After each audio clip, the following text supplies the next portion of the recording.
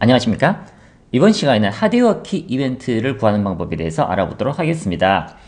오디오와 비디오 재생 앱이나 게임, 악기 앱을 제작할 경우에 볼륨 업, 다운 키로 볼륨 크기를 조절해야 되죠. 또한 하드웨어 메뉴 버튼을 눌렀을 때 메뉴를 표시하거나 특정한 기능을 수행을 해줘야 돼요.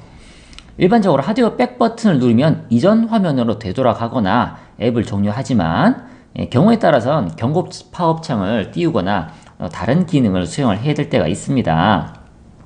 그러기 위해서 하드웨어 키 이벤트를 구해서 그 이벤트 함수에서 뭔가 다른 기능을 구현해 줘야 되겠죠.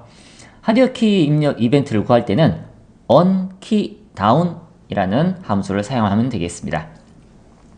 안드로이드 폰에서는 일반적으로 6개의 하드웨어 키가 존재해요. 앞면 아래쪽에 버튼 3개 있죠. 메뉴, 홈, 백. 메뉴, 홈, 백 버튼. 그리고 옆면에 3개가 있는데요. 볼륨 업, 볼륨 다운, 그 다음에 전원 버튼이 있어요. 자, 그러면은 이번에는 사용자가 하드웨어 키를 눌렀을 때 선택된 키의 종류를 화면에 표시해주는 그런 예제를 만들어 보도록 하겠습니다.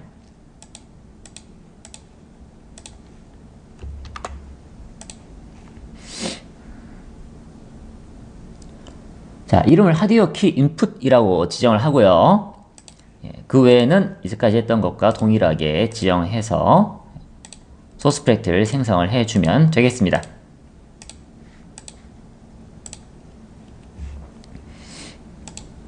자, 소스 프로젝트가 생성이 되었으면은 레이아웃에 2개의 텍스트 뷰 위젯을 추가를 해보겠게요.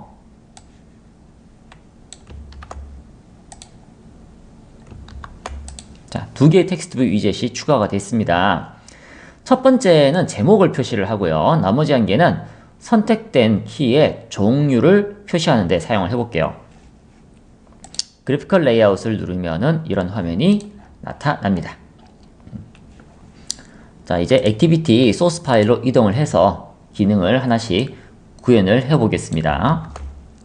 자, 액티비티 클래스에 멤버 변수를 하나 추가하겠습니다. 텍스트 뷰 위젯의 핸들을 구해 저장하기 위한 멤버 변수고요. 자, 그러면 onCreate 함수에서 또 초기화를 해줘야겠죠. 텍스트 뷰 위젯의 핸들을 구해서 멤버 변수에 저장을 했어요. 자, 컨트롤 시프트 O 누르면은 에러 표시 사라지고요. 자, 사용자가 하드웨어 키를 선택을 하면은 키 이벤트 정보가 텍스트 뷰에 표시되도록 기능을 구현해 보겠습니다. 자, 액티비티 클래스 내부에 새로운 함수를 추가를 해 봅니다.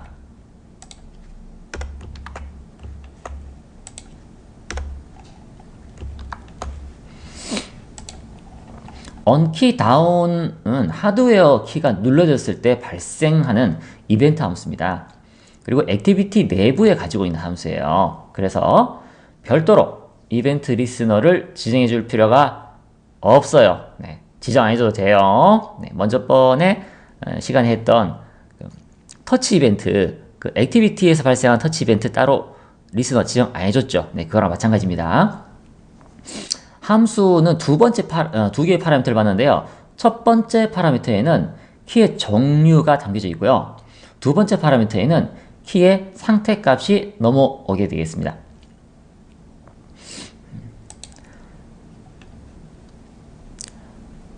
자, 첫 번째 그 파라미터는 정수형이고요.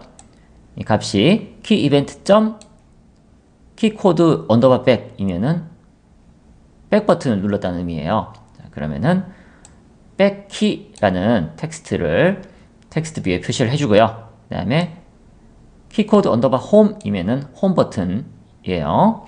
네, 근데 실제로 요 홈 버튼을 눌렀을 때는 이벤트가 발생되지 않습니다. 네, 키코드 언더바 메뉴는 메뉴 버튼이고요. 키코드 언더바 파워는 전원 버튼인데 네, 이것도 이벤트를 실제로 못 받습니다. 키코드 언더바 볼륨 업이면은 볼륨 업 버튼이고요. 키코드 언더바 볼륨 다운은 다운 버튼입니다. 자, 그러면은 저장하시고 에뮬레이터로 실행을 시켜 보겠습니다.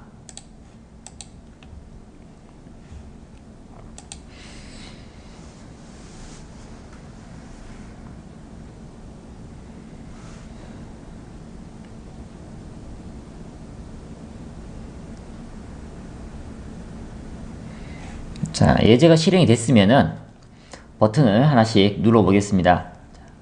메뉴 버튼을 눌러 볼게요. 자, 그럼 메뉴라고 표시가 되어 있죠? 그 다음에 볼륨 업 버튼을 누르면은 볼륨 업 키라는 메시지가 표시가 되고요. 볼륨 다운 키를 누르면은 볼륨 다운 키라는 메시지가 표시가 됩니다. 그 다음에 백 버튼을 누르면은 백 키라는 메시지가 표시되면서 앱이 종료가 됐어요. 다시 찾아서 실행을 시켜 보겠습니다. 여기 있네요. 자, 그럼 이번에는 홈키 한번 눌러 보겠습니다. 메시지가 표시가 안 됩니다.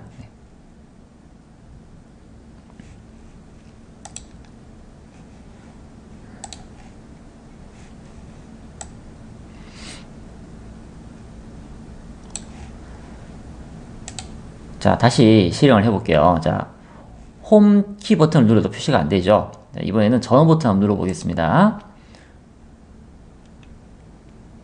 전원 버튼을 누르면은 화면이 꺼지죠.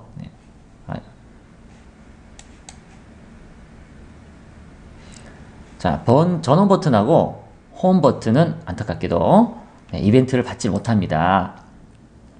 자, 이 두 개의 버튼 같은 경우에는 라이프 사이클 이벤트를 통해서 처리를 해주는 게 좋습니다. 자, 여러 가지 상황이 많기 때문에 홈키와 전원키를 눌렀을 때의 처리를 다 해준다는 것은 실제로는 별 의미는 없습니다. 그래서 라이프 사이클 이벤트로 처리를 해주신 것이 실제로 더 논리적입니다. 자, 이 언키 다운 함수는 하드웨어 키가 눌러졌을 때 호출되는 이벤트 함수예요. 자, 키가 손에서 떨어졌을 때, 그때는 언키 업 함수가 호출이 됩니다. 자, 이번에는 언키 업 함수를 사용을 해서 하드웨어 키가 선택이 해제됐을 때 로그캣에 메시지를 표시를 해보겠습니다.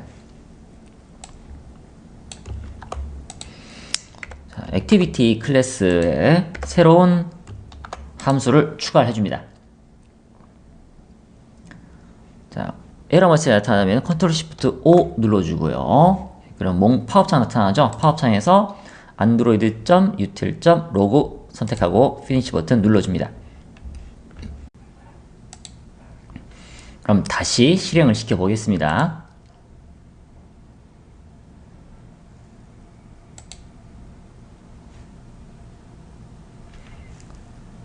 자, 다시 메뉴 버튼을 누르면은 메시지가 나타나고요. 그 다음에 볼륨 업 그리고 볼륨 다운 누르면은 메시지가 나타나죠. 이번에는 백 버튼 눌러 보겠습니다. 그럼 백 버튼 메시지가 나타났다가 금방 사라져서 잘 안 보이죠. 이런 경우에는 로그캣 메시지를 확인을 하면 되겠습니다. 자, 로그캣을 확인해 보면은 82는 메뉴 버튼을 의미하고요. 그 다음에 24는 볼륨 업 키를 의미하고 25는 볼륨 다운 키를 의미하고요. 그리고 4번은 백 버튼을 의미를 합니다. 네, 이런 식으로 어떤 버튼이 눌러졌는지 알 수가 있겠죠.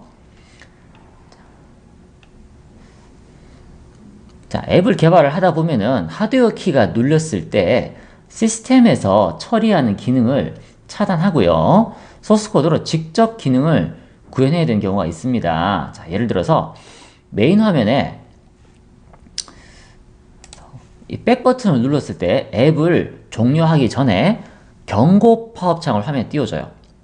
그래서 사용자가 yes 버튼을 클릭하면은 그때 종료하는 이런 경우가 많죠. 이렇게 구현을 하려면 언키 다운 함수 끝부분에 새로운 코드를 추가를 해주면 되겠습니다. 자, 언키 다운 함수로 가서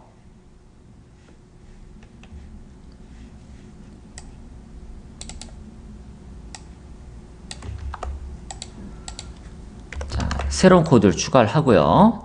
기존에 있던 리턴 코드는 주석 처리를 해줍니다. 자, 기초 클래스에 동일한 함수를 호출을 해주는 부분을 주석 처리를 했어요.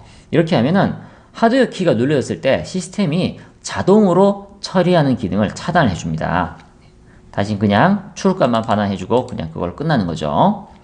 자, 그러면은 다시 에뮬레이터로 실행을 시켜 보겠습니다.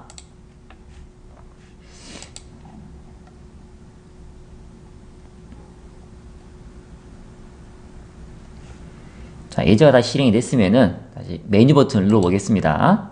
자, 그럼 이벤트는 봤는데 아래쪽에 나타나던 메뉴가 안 나타나죠. 그래서 백 버튼 눌러 보겠습니다. 자, 백 버튼도 이벤트는 봤습니다. 하지만 이번에는 화면이 사라지지 않죠. 그럼 이제 그 하드웨어 키를 눌렀을 때 그 내가 원하는 기능을 직접 하드 코딩으로 구현을 해주면 되는 거예요. 자, 이 상태에서 백 버튼을 눌렀을 때 앱이 종료되는 기능을 한번 구현을 해 보겠습니다.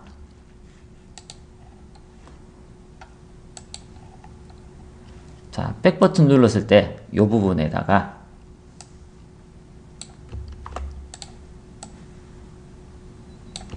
코드를 이렇게 수정을 해줍니다.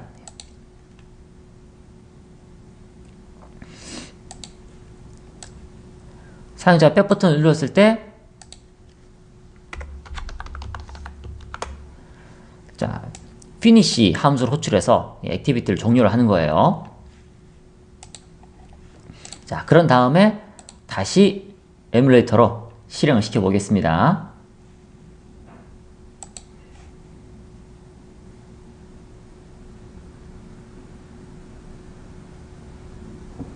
자, 다시 예제가 실행이 됐으면은 백 버튼 눌러 보겠습니다. 자, 그러면 이벤트 받았고요.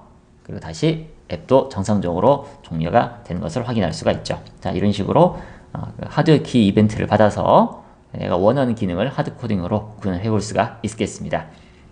그 안드로이드에서는 메모리가 부족하지 않는 한에는 종료라는 개념이 없어요.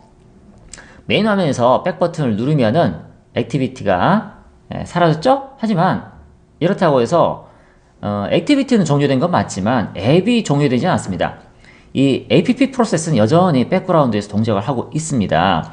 app 그 클래스라는 개념은 소스 코드에도 보이지 않지만 항상 앱이 실행될 때 가장 먼저 실행이 되고요.